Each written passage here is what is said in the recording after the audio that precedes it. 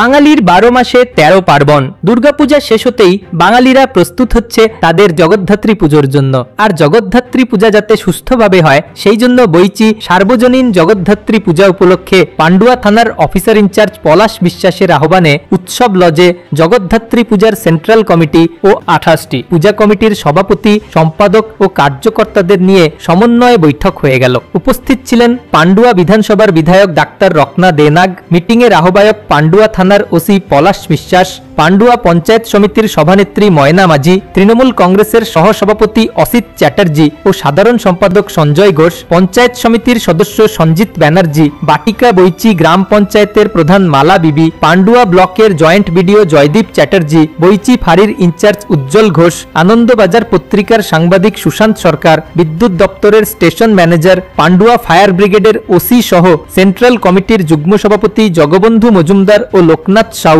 Central কমিটির অন্যতম কর্মকর্তা সঞ্জয় রায়, সুরজ গুপ্তা সহ অন্যান্যরা। এদিন বৈঠকে নিরাপত্তা, যান চলাচল, আলোকসজ্জা ও অন্যান্য প্রশাসনিক বিষয় নিয়ে আলোচনা হয়। মিটিংয়ের আহ্বায়ক ওসি পলাশ বিশ্বাস কি বললেন শুনুন। আর পুজো কমিটি কর্মকর্তাকে আমি অনুরোধ করব, সেন্ট্রাল কমিটি আপনাদেরকে যে সমস্ত নির্দেশিকা জানাবেন সেগুলো কিন্তু আপনাদেরকে মেনে চলতে হবে। On behalf of government authority, এই প্রশাসনিক এই সেন্ট্রাল কমিটির সদস্যের মাধ্যমে আমরা আপনাদের কাছে আমাদের নির্দেশিকাগুলো সবসময় পাঠিয়ে দেবো। যেখানে ভুলভ্রান্তি হবে আমরা সাথে সাথে সেগুলো পাঠিয়ে দেবো।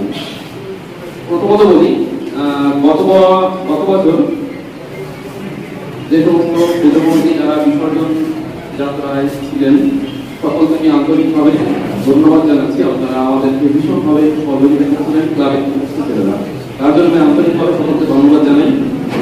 কারণ গত বছর আমাদের প্রায় 3-4 ঘন্টা নষ্ট হয়েছিল, প্রত্যেকেই ধৈর্য সহকারে প্রশাসনের সঙ্গে সহযোগিতা করেছিলেন আপনারা, এর জন্য আপনাদের কাছে আমি কৃতজ্ঞ।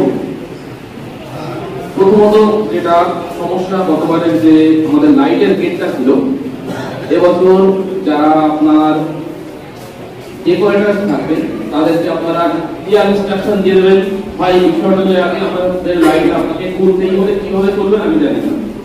আমার ক্লাবের ছেলেরা লাইট খুলতে যাবে না, লাইট খুলতে আপনার ডেকোরেটর লোক, তাদেরকে ক্লাব কর্মকর্তাদেরকে আমি বলবো আপনারা সেইভাবে ইনস্ট্রাকশন দিয়ে দেবেন, ভাই কোন লোক থাকছে এই কথা উক্ত কথাটা করবো না, লাইট যখন গেট লাগিয়েছো তোমারই দায়িত্ব থাকবে টাইমের মধ্যে খুলে দেওয়া।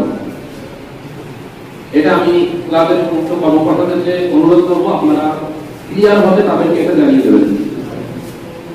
বিসর্জনে গতকাল আমরা কিছু সাউন্ড সিস্টেম লক্ষ্য করেছিলাম যেগুলো নিতান্ত অবাঞ্ছনীয় ছিল, কিন্তু সত্য আপনারা ব্যবহার করেছেন, সেটা পরবর্তীকালে সংবাদ মাধ্যমে প্রকাশিত হয়।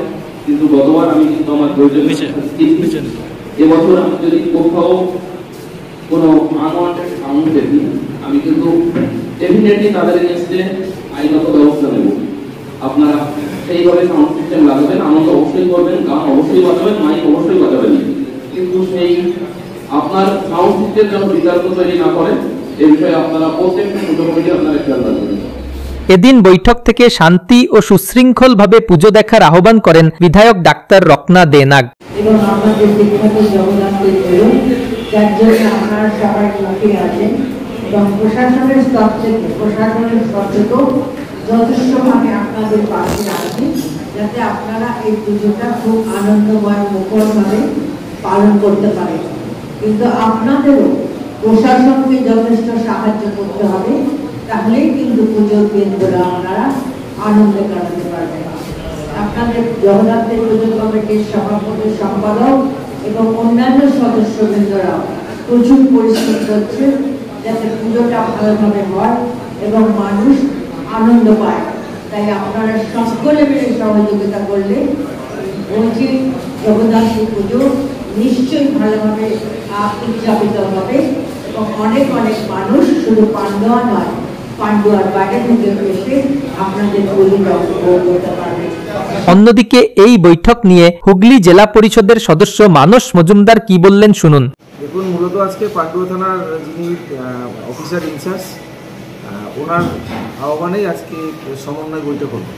থানা, বিডিও অফিস, ফায়ার, ইলেকট্রিসিটি সহ যে সমস্ত লাইন ডিপার্টমেন্ট আছে সবাইকে নিয়ে সাথে বিভিন্ন বারোয়ারি, 28টা মূলত নথিভুক্ত 28টা বারোয়ারির সমস্ত কর্মকর্তা এবং সেন্ট্রাল কমিটির যারা কর্মকর্তারা আছেন, এলাকার বিধায়ক ডাক্তার রত্না জেনা, পঞ্চায়েত সমিতির সভাপতি ময়না মাঝি, এই এলাকার পাণ্ডু এলাকার বিশিষ্ট মানুষ, সমাজসেবী সঞ্জয় ঘোষ, অসিত চ্যাটার্জি, সঞ্জীব ব্যানার্জি এবং এই সেন্ট্রাল কমিটির যারা কর্মকর্তারা আছেন, সেটা লোকনাথ সাউ থেকে শুরু করে সঞ্জয় রায় থেকে শুরু করে আরও যারা রয়েছে, সবাই আজকের এই মিটিংয়ে ছিলেন। জয়েন্ট বিডিও সাহেব, বিডিওর প্রতিনিধি জয়েন্ট বিডিও সাহেব নিজে ওখানে উপস্থিত ছিলেন, জয়দীপ চ্যাটার্জি।